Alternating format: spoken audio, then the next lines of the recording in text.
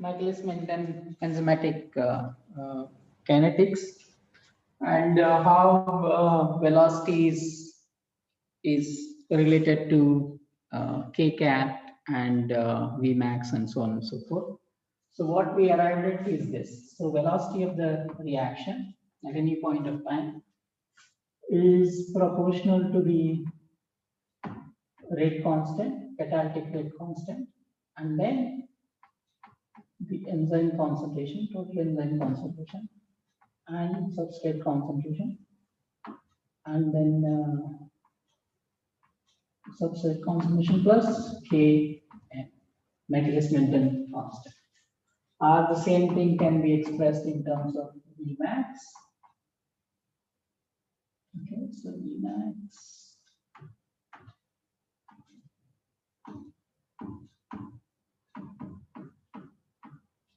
Okay, right? Okay.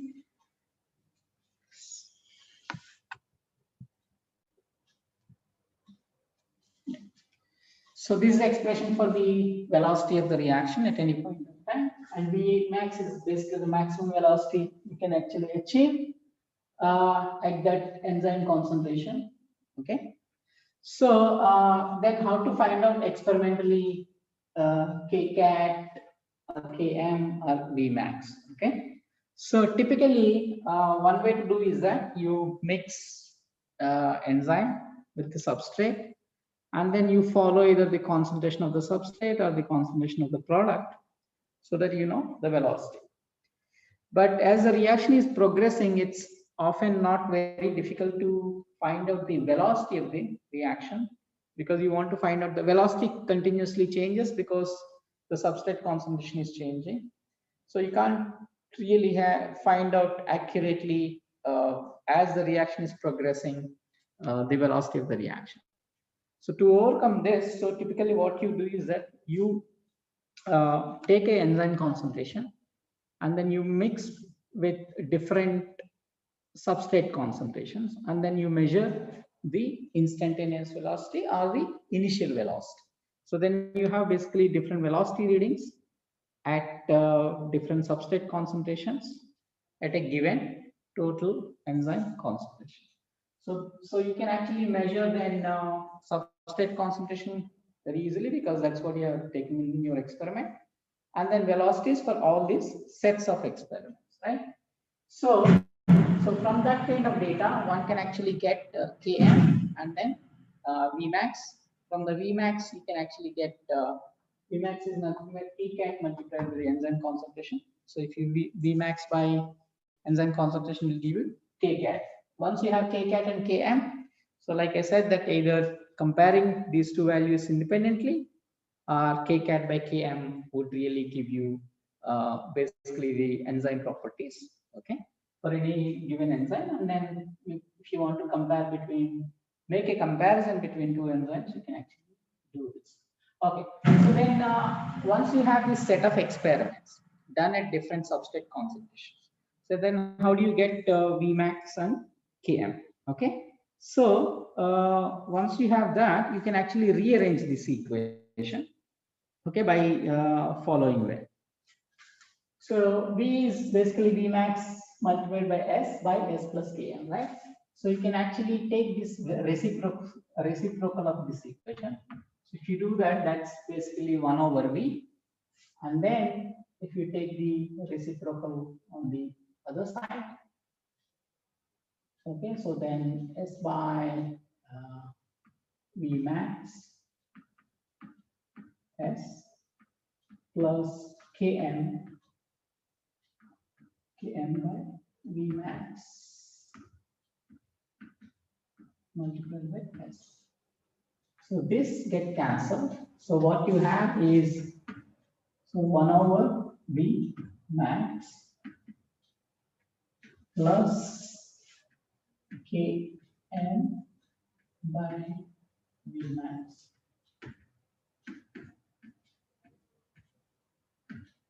So multiplication term. So this equation is 1 over V equals 1 over V max and then Km by V max multiplied by 1 over Ks. So we can actually measure the substrate concentration, because that's what actually you take in this series of experiments. So then you can actually plot 1 over S, okay, on the x-axis, and the corresponding substrate concentration you can actually measure by the instantaneous velocity, and then you plot that 1 over V on the y-axis. So this is a equation for a linear graph. So 1 over V is basically kind of in the form of y is equal to mx plus. So then it's basically a straight line, okay, and then it will intercept. So 1 over S is basically what you have is that S is positive, right? Because concentrations of substrate. So either it is 0 or positive, okay. So negative values you will not have data. So you have only for positive values, right? And then, so what, the intercept on the y-axis, what will be the intercept on the y-axis from this equation? 1 by V 1 max. by 1 by V V max. or V max. Okay, so 1 over V max. Okay, and then you can actually extrapolate this on the second quadrant till it touches the x-axis or 1 over s-axis, and then you have an intercept on x-axis. Okay, so what will be the intercept from this equation? So basically we have to look for the value where 1s is, sorry, where 1 over v is 0. So if this is 0, so then this quantity is 0. Turning out to be minus Km. Minus minus 1 by Minus 1 by Km. Km. Yeah, so basically this one is so 1 over v is 0, right? Okay, so 1 over v is 0. So then this quantity is 0. If you can rearrange, you will get minus 1 over Km. Okay, so by extrapolating, you can get now Km value as well. So once you know the Km and Vmax, from the Vmax you can actually get Kcat. Vmax by enzyme concentration used in this set of experiments will give you that. So you have Kcat and Km. So one of the so this is one of the ways to get from a series of enzymatic reactions. Okay, so you can get these two values. But here, if you see, so we are actually extrapolating this in the second quarter, right? And typically, this is long extrapolation. So sometimes you will have basically this value is not very accurately measured. So uncertainty in this value might be larger because of the extrapolation. Okay, so extrapolation is very close, then it's okay, you get accurate value. But if extrapolation is actually going longer, then very small change in the slope is going to give you very large difference in 1 over s values. So it will be uncertainty will be there in the measurement of Km.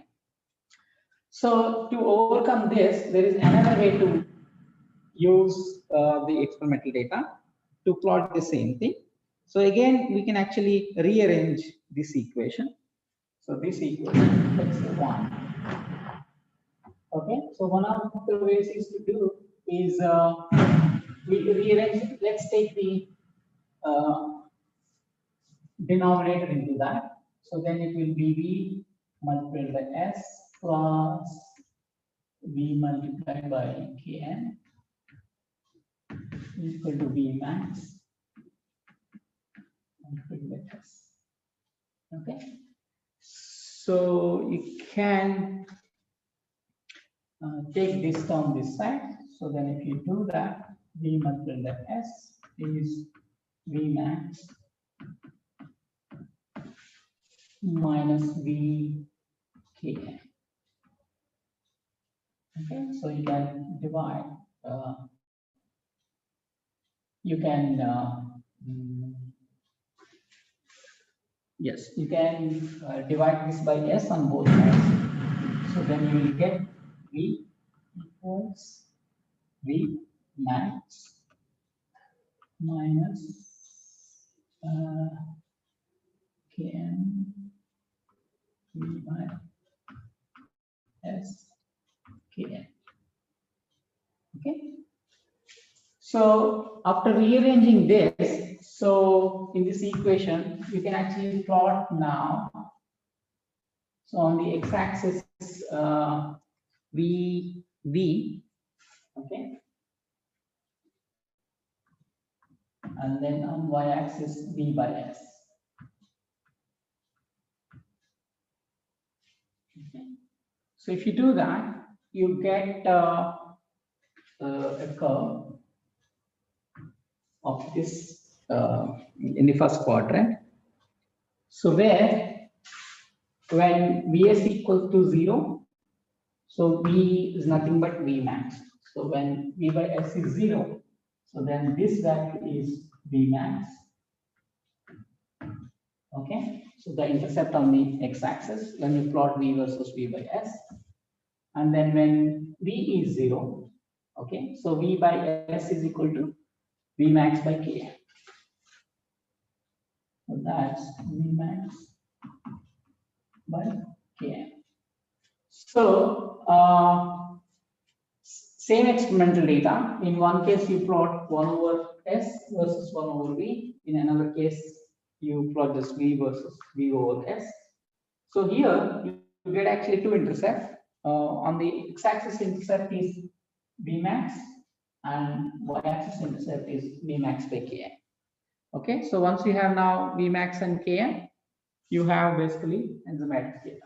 The one at the top, this is called Lineweaver Burke plot. Lineweaver Burke plot.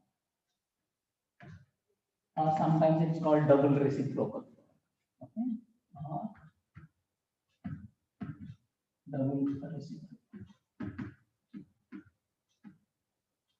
plot, because 1 over S versus 1 over V, both are reciprocal. And this one is called, I think, PD of C plot. So these are very well known in enzymatic kinetics. PD of C plot. Okay, so once you have data in this form, you can actually get the enzyme properties. Okay, so that's a simple Michaelis-Menten kinetics. So in this, what we have done is that we have an enzyme, and then you add a substrate. They form an equilibrium enzyme substrate complex, and then this gives rise to E plus P. That's the general form of the reaction. So the same thing can be applied to not necessary if this step is absent. Okay, so then what we have is basically an equilibrium reaction. So it's a binding reaction. Okay, so the same analysis can be used either for the enzymes, which gives rise to products from a given substrate, or if this step is absent, then equivalently you can actually use enzyme substrate or the protein ligand. Okay, instead of E, you can write plain protein. Instead of S, you can actually write ligand, and then this is basically protein ligand complex. Okay, so you can actually apply the scheme which we have done for this in these kind of systems. Only thing is that catalytic step is missing. So now I'll go to PowerPoint. Okay, I need to share.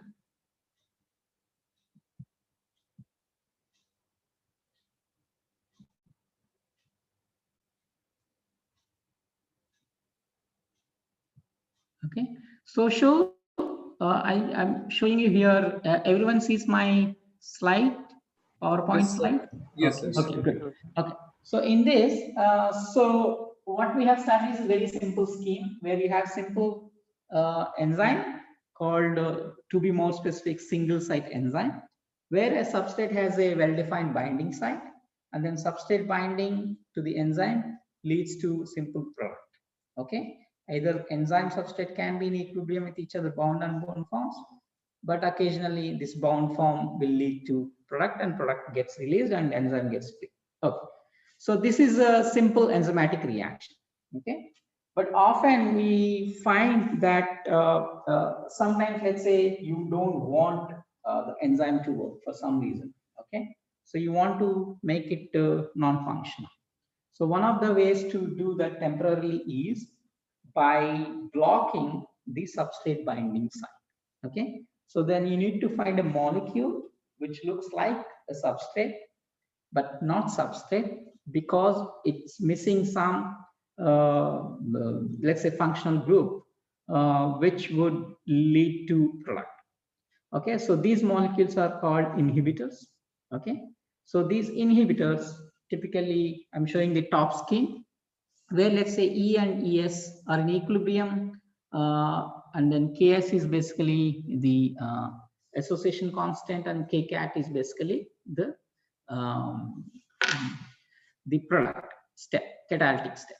But however, E can be blocked by adding a molecule called inhibitor. So inhibitor binds exactly at the same site as the substrate, so then forming the complex EI. Again, this is an equilibrium process. So binding and unbinding occurs between the enzyme and the inhibitor. And this has an equilibrium constant of Ki. Okay. So once E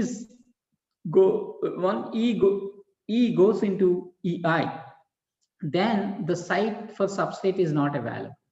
The more I you have, the more EI is formed, the less free enzyme is available for the substrate.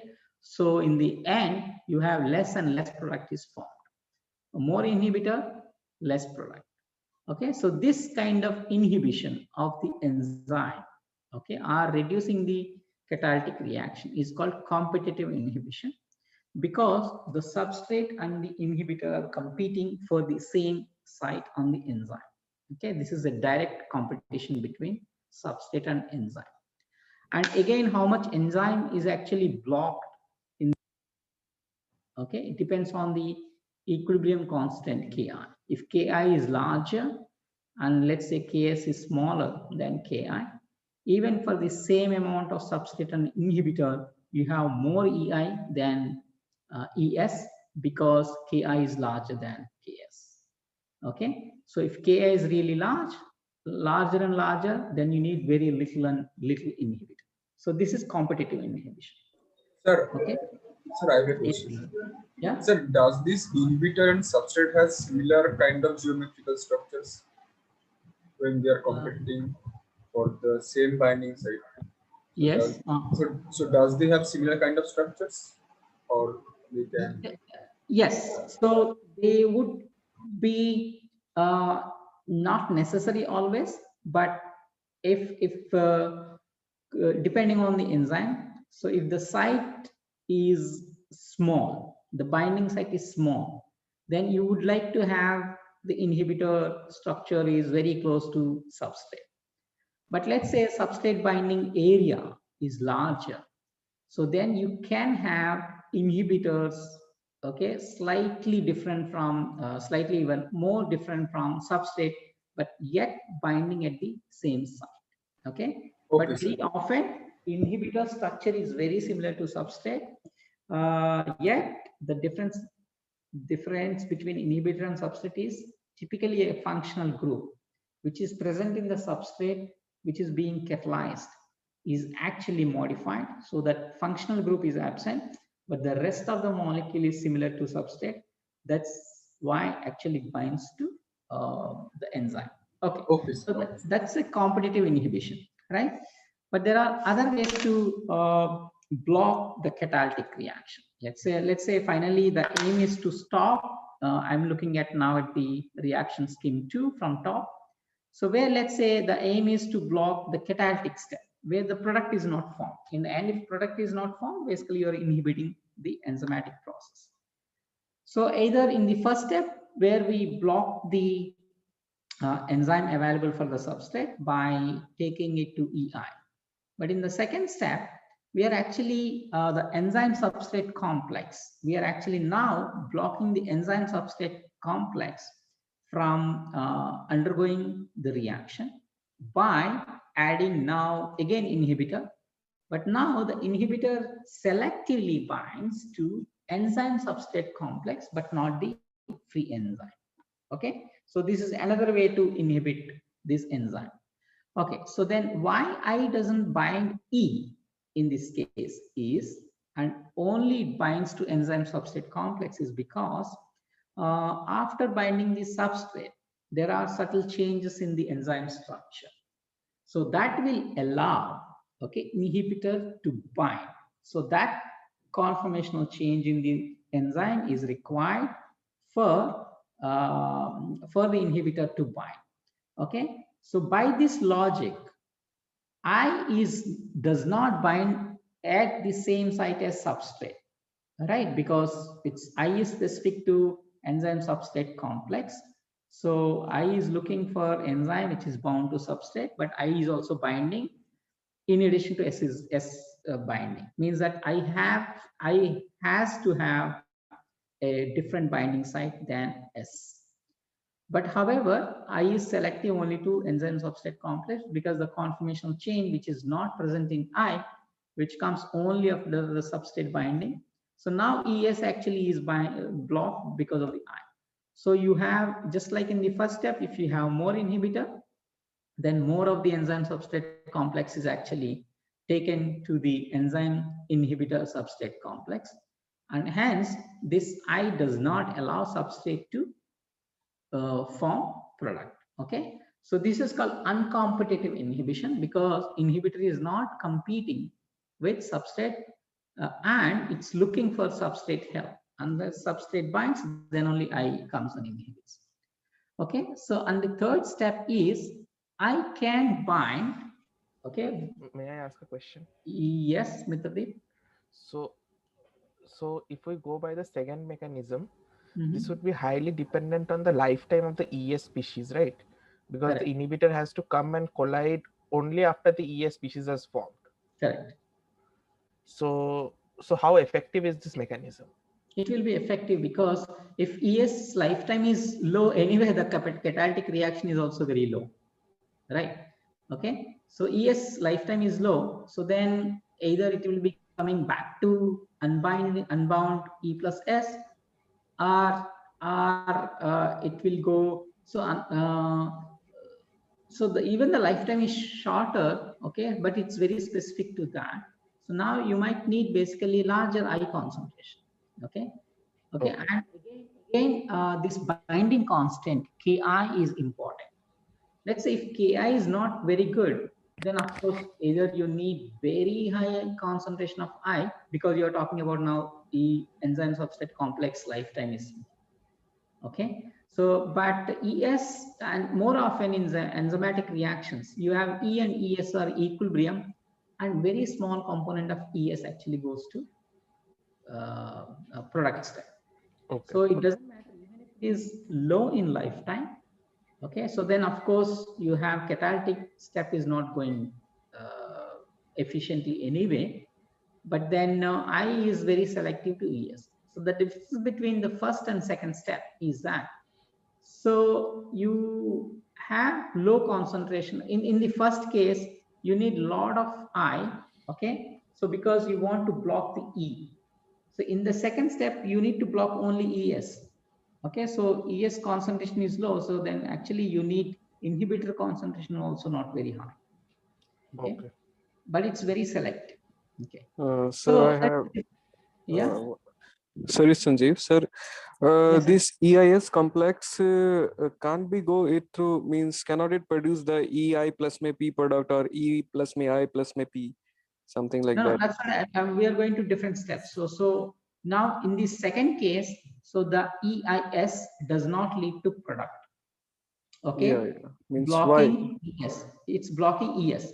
Either now EIS, either I comes off, then it becomes again an enzyme substrate complex, which will have a chance to undergo product reaction, or both S and I will come off, so the enzyme is free. But EIS as it is does not go to product, okay, does not lead to the productive reaction, but it's blocked. Okay, so now we'll go to case 3 and 4.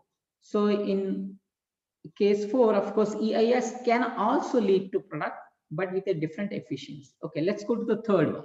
Okay, so now in the first case, inhibitor binds to enzyme independent of S, but at the same site as S, competitive inhibition. In the second case, I binds only enzyme substrate complex. Now in the third case, I can bind both free enzyme as well as enzyme substrate complex. So in both cases now, E can be blocked as EI, which is not productive in the catalysis, or ES is binding to I, giving rise to EIS, that's also not productive. So it can actually block both free enzyme as well as ES. Again, because I is binding to ES means that I has a different binding site. Okay, both in the case 2 and case 3. I has a different binding site than substrate. But in the case 3, I can independently bind, okay, at its binding site, whether S is there or not. Again, all these species are in equilibrium with each other. Okay, so this is called non-competitive inhibition. Okay, so the case 3. Sir, I have one question. Suman this side. Yes, yes, Suma. So, sir, in the second case where inhibitor was binding to ES complex at a different site, it could bind to E also then, na? It could be non-competitive then No, too. so that's what I mentioned. The difference between second and third step is, so in this case 2, I is looking for small change in the conformational conformation of the enzyme to let it bind. Without that conformational change, I is not able to bind. Okay, imagine, let's say, once the substrate and enzyme are bind, okay, both have some surface, right? Okay, so now let's say I is actually binds in terms of the interface between the I and protein. I partially binds to protein surface and also partially binds to substrate surface. Okay, so now in the case of free enzyme, only the enzyme surface is available, but that substrate surface is missing. So that's why it's not very efficient. So it doesn't bind. But however, once the enzyme substrate is forming a complex, so you have a surface area of substrate as well as the enzyme is available for inhibitor. So in the uncompetitive inhibition, that's where actually the inhibitor looks for where to bind. It's looking for some contact with the substrate as well as some contact with the protein. So in the third case, so I can bind independently because it's not really looking for substrate at all. Okay, it means that it's a different binding site, but it doesn't have any contact with the substrate. Let me put it like that. Okay, so that's why third case, so it binds both free enzyme as well as the substrate enzyme complex. Okay, either you can think of in the step 2, you can think of either a small conformational change in the protein giving rise to I binding, or let's say I binds both substrate and the enzyme at that pocket. Okay, so Sir, case 3, yes. Sir, I have a question in this third case. Yeah. In this, can we say that I has more than one binding site which are independent of the S? Which case are you talking about? In the third case, non-competitive inhibition. Yeah, so either you can assume that, okay, the step ES plus I going to EIS, same as the case 2. So you can Yes, sir. think of that I has 2 different binding sites. Okay, so then this equilibrium cannot be really written, because this equilibrium is assuming that you have exactly I is binding at the same site. E Yes, plus sir. I gives rise to EI, and then ES plus I gives rise to EIS. But again, EI and EIS are in equilibrium. Okay, so Yes, that's sir, yes. basically equilibrium constant written as KSS in this case. Okay, so in the simplest case is that you assume the same binding site for inhibitor, which is different from the substrate binding site. So this is non-competitive inhibition. In the fourth case, which is very similar to 3, but however, okay, So, however, so the E inhibitor bound complex can also leads to reaction, but with different efficiency. Okay, the efficiency is very different, whether inhibitor present or not. Okay, so there are different ways to think. Okay, so if the in this first case, top case, where product is not forming, so you can actually call this inhibitor. But in the last case, so let's say if in the last case the bottom reaction EIS giving rise to, let's say, EI. Okay, if that reaction is actually faster than, let's say, ES going to E plus P, so then actually I can be labeled as activator. Okay, so instead of thinking of inhibitor, it's activator. Basically, it accelerates reaction. Somehow binding of I leads to a conformation which actually reacts faster than that, or which leads to higher binding of S. So then you can actually relabel this I as effector or activator. Okay, so this is one way to really think about how to enhance reactions by providing additional binding sites on protein surfaces for small molecules. So this mechanism is called allostery. So allostery is a way of, for example, let's say, activating enzymatic reactions by the binding of small molecules, okay, at a place other than the substrate binding site. Okay, so that the substrate binding may be increased upon binding the activator, or maybe the reaction, catalytic reaction step itself is actually fast. Okay. Okay, so these are the different ways by which now the small molecules, which is just labeled as E, but which could be inhibitor, which could be activator, can further, okay, refine the binding and catalytic step of enzymes. So this is Sir, very, I have a question. yeah, Sir, just one second. So this is Okay. very important way by which enzymes have evolved, is because, see, often you don't want just simple yes or no step, because, for example, let's say if you have an enzyme, okay, and if you have a substrate, so then if you don't have this step, basically it goes to catalytic step. But somehow you don't want the catalytic step to occur, okay, but yet you don't want to really take out the substrate. So then you want temporarily block that reactive step by providing another molecule called inhibitor. So now again, if you remove the inhibitor, so then the reaction actually proceeds. So this is one of the ways enzymes regulate, or they are regulated inside the cells, so that by providing these small molecules in addition to substrates, so that by changing the concentration of the inhibitor, you can actually control the enzymatic process, or you control or you regulate the enzymatic process. Yeah, so there's a question. Sir, in the fourth case, I mean in the allosteric case, I acts as an activator, right?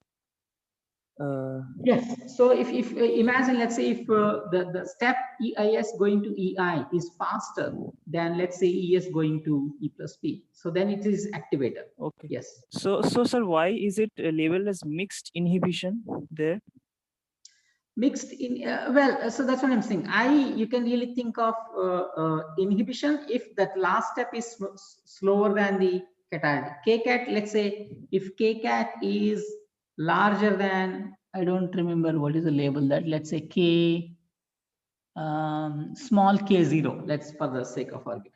Let's say if Kcat is larger than K0, then actually it's mixed inhibition. But if Kcat is smaller than K0, then actually it's activation. Okay? So you can really think of I is only a small effector molecule you can really think of that can inhibit it or slow down the reaction, or that can actually accelerate. Okay. So we have seen so enzyme kinetics itself is such a complex thing, but if you remove just a Kcat step in all these things, so then you can really think of all these processes, enzyme substrate or protein ligand binding, and then this binding can be affected by other molecules. Okay, binding can be inhibited or accelerated. Okay, you can really think of. So I'll give one example. So now, we'll discuss actually two examples. So one, binding point of view, binding unbinding point of view, how that might be important.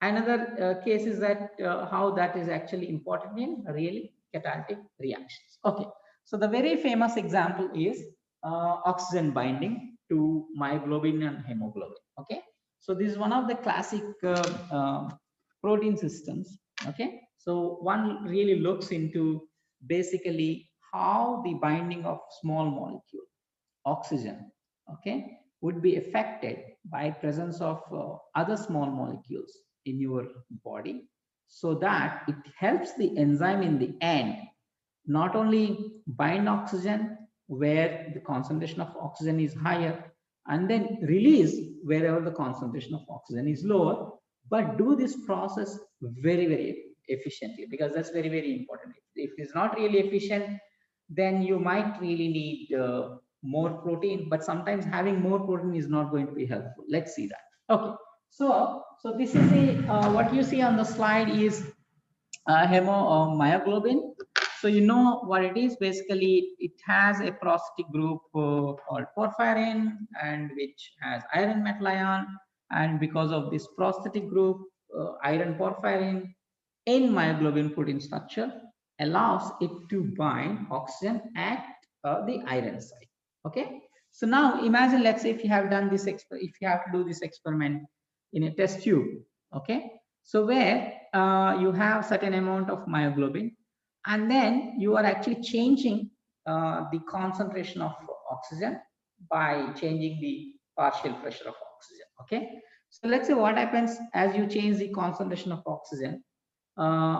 Let's say we are measuring fraction of the protein which is bound oxygen. So how does the graph look like? Can anyone tell me? For the myoglobin part, it will be like hyperbolic function for myoglobin. So it initially it should increase almost linearly, but after some time it should saturate.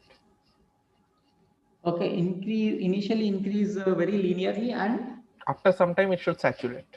Like Michaelis Menten, it will be for myoglobin. okay.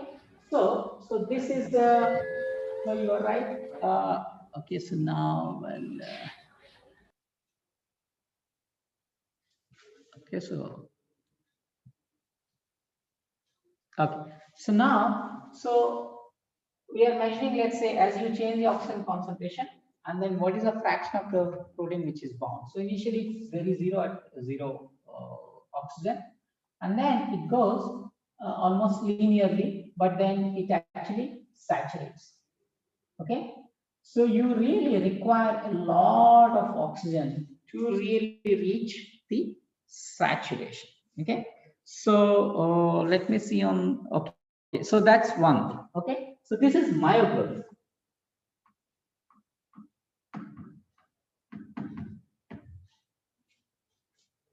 Okay, so but that's not what actually we use in our bodies to for the oxygen transport, okay, binding and transport, right?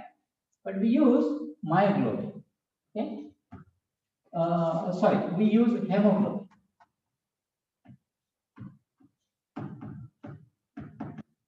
Okay, so O2 saturation in the hemoglobin. Does anyone know how does it look like?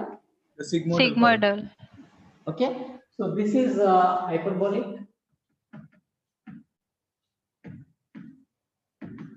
and this is sigmoidal. So actually at very low concentrations of oxygen, so somehow, so the myoglobin is very efficient. But however, hemoglobin, surprisingly, it's not really efficient actually. So it binds less and less oxygen than myoglobin at the same concentration. But however, so after some concentration of oxygen, actually this increases much more rapidly. Okay, so here it is almost linear and then saturates long time. But in the case of hemoglobin, it reaches rapidly and again it saturates. Okay. So in the case of myoglobin, so this saturation really takes long time to go towards 100. But in the case of hemoglobin, though it is not efficient at low concentration, at intermediate concentration it goes rapidly, but then it saturates much faster than myoglobin. So this is sigmoidal. Okay, sigmoidal shape. Okay, so if you see the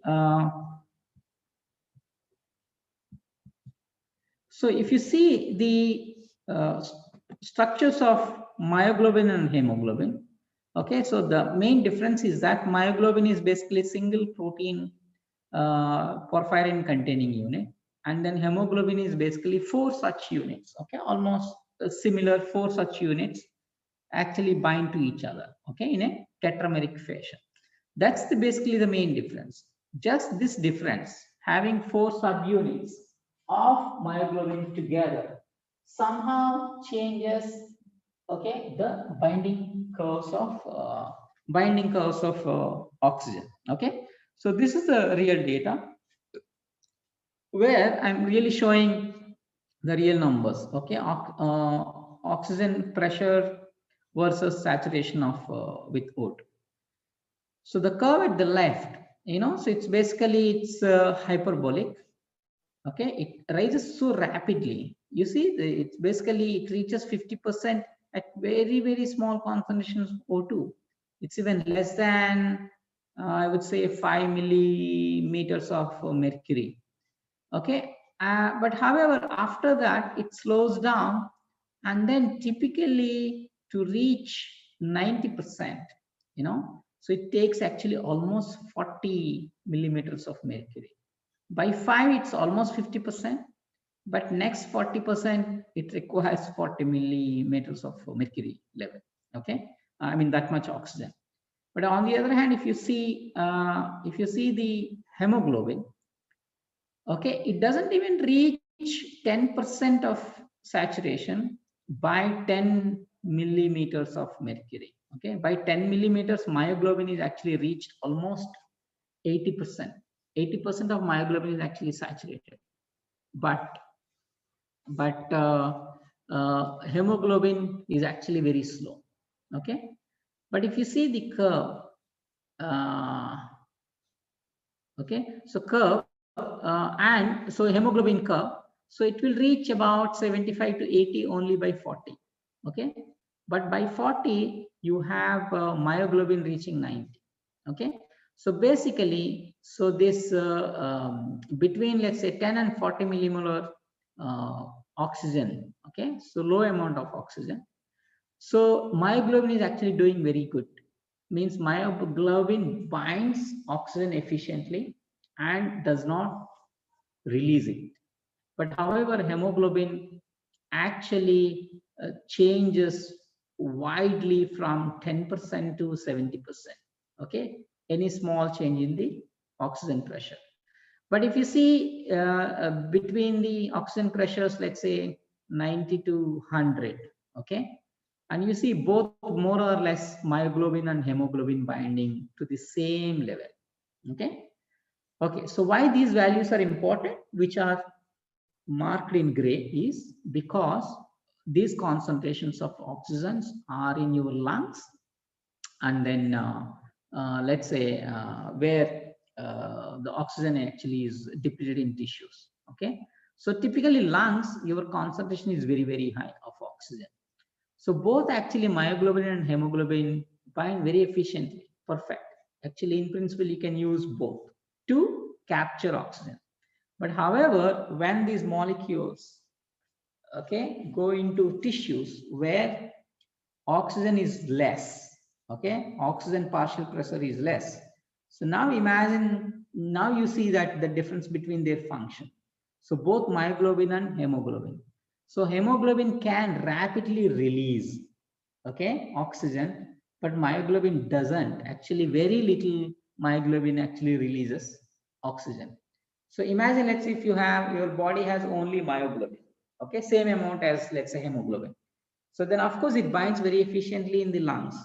But however, when it goes to tissues, it is able to release only 10% of that.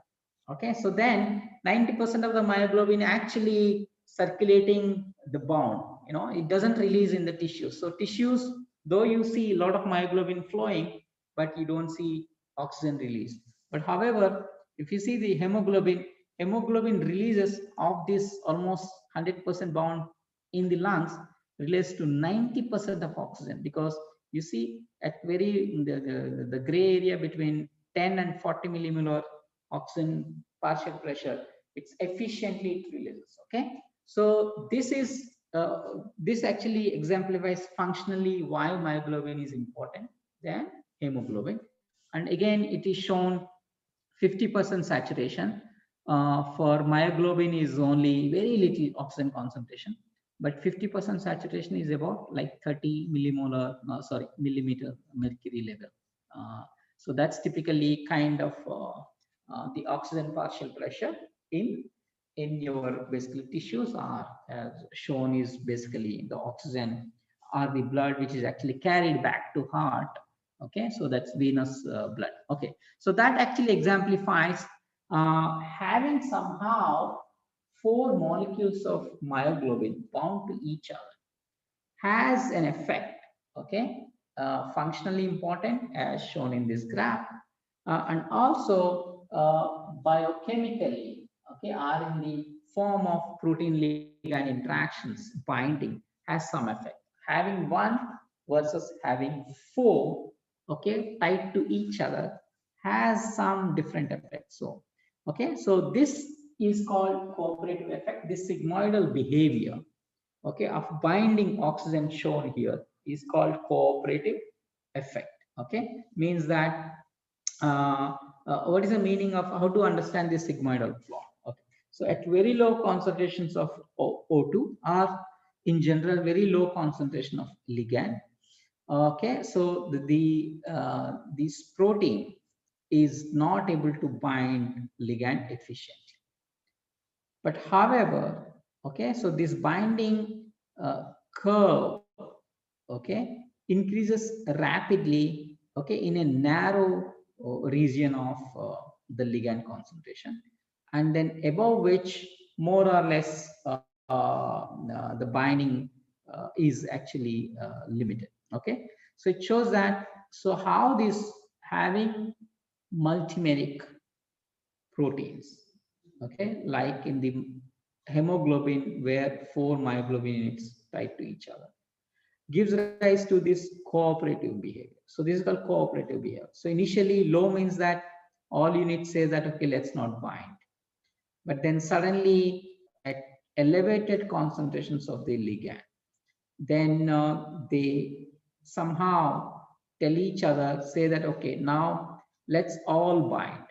Okay, so this behavior is called cooperative behavior. This cooperative behavior is actually absent in single site enzymes because there is nothing to communicate. Okay, there is nothing to cooperate. So it follows simple enzymatic kinetics. So this cooperative behavior is actually makes what multimeric enzymes, okay, sometimes homomeric polymers, or sometimes heteromeric means that different types of molecules come together to form multi mers or macromolecular assemblies, gives rise to a rich in not only binding efficiency by providing cooperativity, but either in terms of simple binding or in terms of catalyzing reactions. Okay, so this cooperativity can be further, okay, so elevated by allosteric binding of effector molecules. Okay, so I'll discuss in the next class. So this example and another enzymatic example, ATCase, in detail and then bring about what are the well-known models people actually use to understand the behavior of this multimeric enzymes in terms of cooperativity and allosteric. Okay, so that's for the next class. Hopefully that should be the last class. So it will conclude the course. Okay, any questions? Sir, I have a question here. You have said that this cooperativity is observed only in multimeric protein. Cooperativity. PD is observed in multimeric protein. Yeah. So you have basically you have in terms of yes macromolecular proteins, many molecules come together and assisting each other or communicating each other is one of the ways gives rise to cooperativity. But sometimes we see this cooperativity within the molecule. For example, like protein folding and unfolding. So where we talked about cooperativity of interactions, many interactions within the molecules doing cooperatively. Okay, here we are discussing about many different molecules binding each other, giving rise to cooperativity. Okay. So, sir, can we expect similar kind of cooperativity in multi-domain proteins, which are it is a single mono, say it is a monomer, but it has a different domain of binding. So, can we think that it can show allosteric or similar kind of things? Yes, in principle, if in the multimeric proteins, okay, or multi-subunit proteins, if one subunit is actually affecting the other, okay, the conformations, so then the function of that subunit, either in terms of say binding of a small molecule or catalyzing a reaction, is affected. Okay, so then you can really think of yes, kind of cooperativity. Okay, sir. Okay, sir. But typically cooperativity is talked about when you have typically more than 1-to-1. Okay, so in the hemoglobin it's like 4 units. Okay, it's like a tetrameric. Yes, sir. Another example which I'm going to talk about is ATP case. I think it's either trimer or it's a dimer of trimers. So there are 6 molecules come together act. Okay, so the higher the number, okay, are molecules communicating with each other, the more efficiently cooperative. So one of the ways of thinking about cooperative is that how sharp is this? Okay, is my sigmoidal is like this, or is my sigmoidal is like this? Okay, so if you want to have a really sharp sigmoidal, so then you need actually the or you say it's more cooperative. Okay, so then you need either stronger way to affect this process. So one way is Yes, that sir. having more and more molecules gives rise to this. So best example is protein unfolding. You know, so sometimes we say that the unfolding is very cooperative, means that it changes very sharply. That sigmoidal change is very sharp. Then cooperativity is high. Okay, Yes, so sir. the more shallower it gets, then it becomes less cooperative, and then if it is too less, of course, then the shape will be hyperbolic. Okay. So the main thing about the cooperativity is that the subunits they have to communicate with each other, right? Through some kind Absolutely. of okay. Yes. Okay. Okay. Means that they are acting together. Let's put it like that. They are acting together. They are cooperating with each other, and then communicating, and then to decide whether to do this thing together or not. Okay. Either way, they shift. Okay. Okay. Got that. Thank you. Okay. I think that's all for today, and next class will be on Friday. Okay. Okay. Bye bye. Bye, sir. Bye, sir. Bye, sir.